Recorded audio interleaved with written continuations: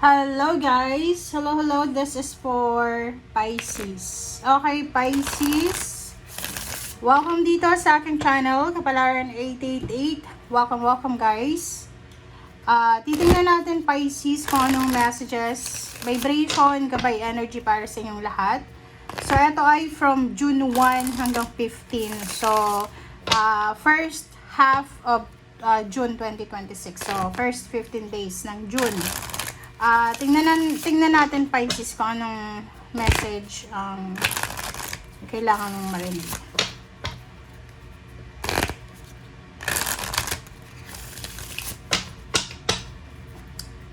Okay. Please comment down below if you resonated, Pisces. And kung bago ka sa channel ko, please like, share, and subscribe. Okay.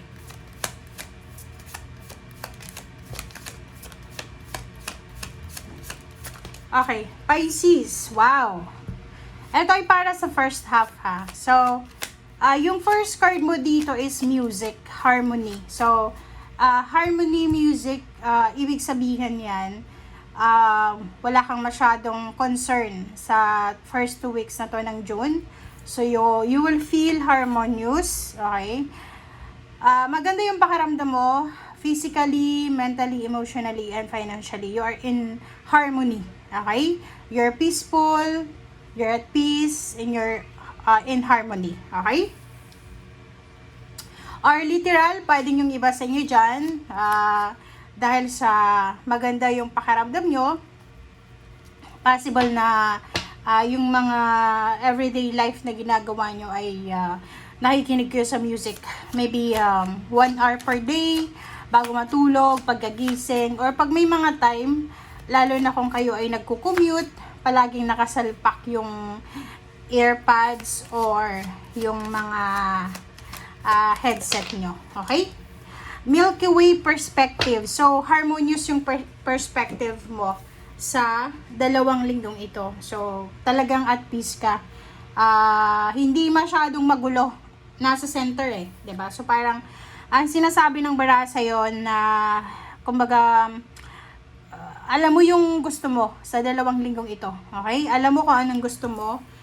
Walang pag-aalinlangan. Alright? Okay. So, tingnan natin, Pisces.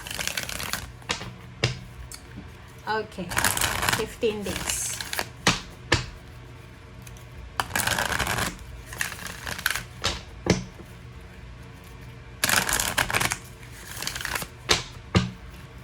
Okay. Okay. First card natin is Temptation, number 15. 16 siya. 66, number 6. 15, sorry. This is Capricorn energy. Obstacles and challenges. Okay. Next is Spiritual Union. Kukunin natin lahat ng messages.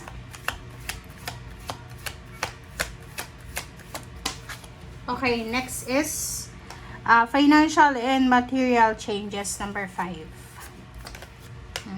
Next is third eye chakra or chakra. Alright. I hope nakikita nyo guys. Pasensya na kayo. Kung hindi nyo masyadong makita ha. Okay, wow. Accelerated motion. Ang ganda ng baraha mo, Pisces.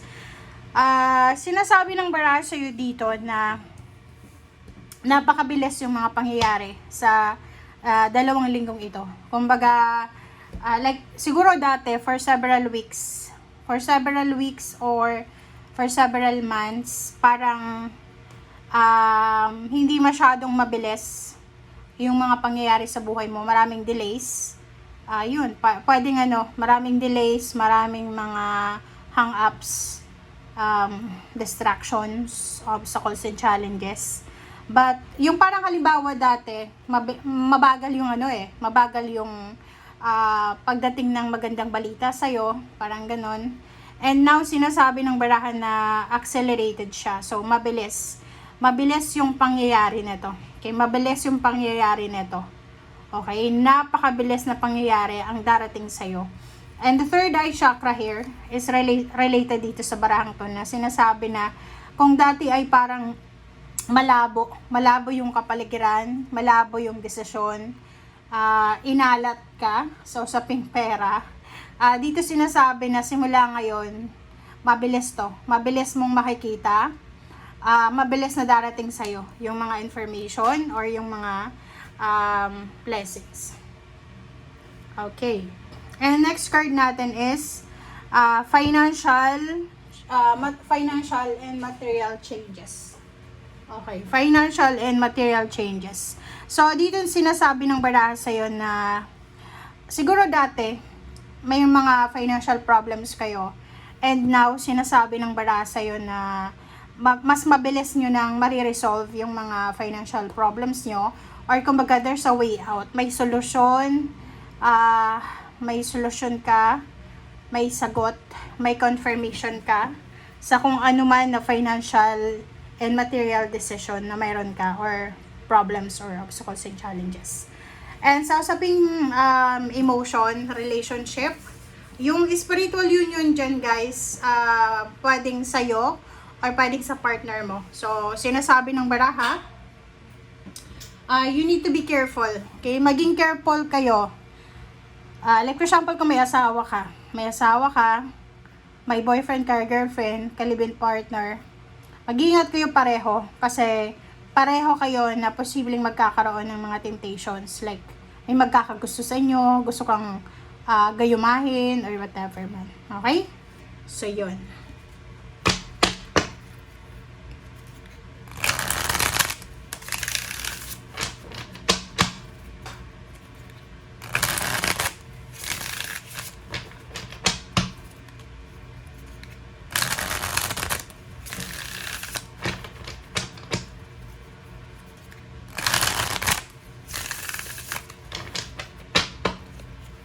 Okay.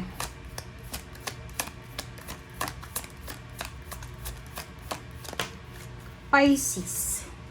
Wow, Magician. Magician is here. So, sinasabi ng baraha sa'yo dito na there's a manifestation. Napakalaking pagbabago to. So, there's a magic, unexpected. Okay? So, sinasabi ng baraha sa'yo na this is the reality. Isang realidad ang posibleng mangyari sa'yo. And, yun, manifestation.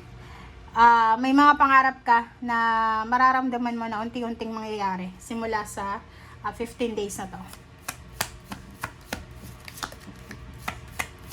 Or parang nakikita ko sa'yo dati, di ba? Parang nahihirapan kang isettle yung mga financial issues mo sa buhay. And now, wala kang masyadong concern kasi, yun na nga, may solusyon. There's a solution.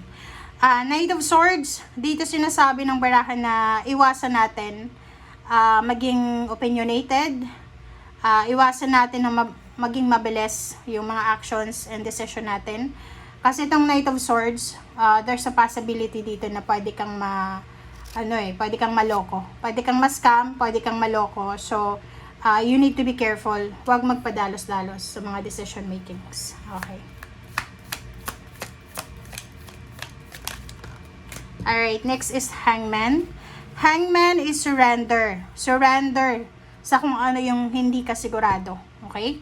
Kung sa pakiramdam mo, Pisces, hindi ka sigurado sa 2 linggong ito, or pakiramdam mo hindi gumagalaw yung sitwasyon mo, just go with the flow. Okay? Surrender, hang up, okay? Stop, pause. Parang ganun yung sinasabi.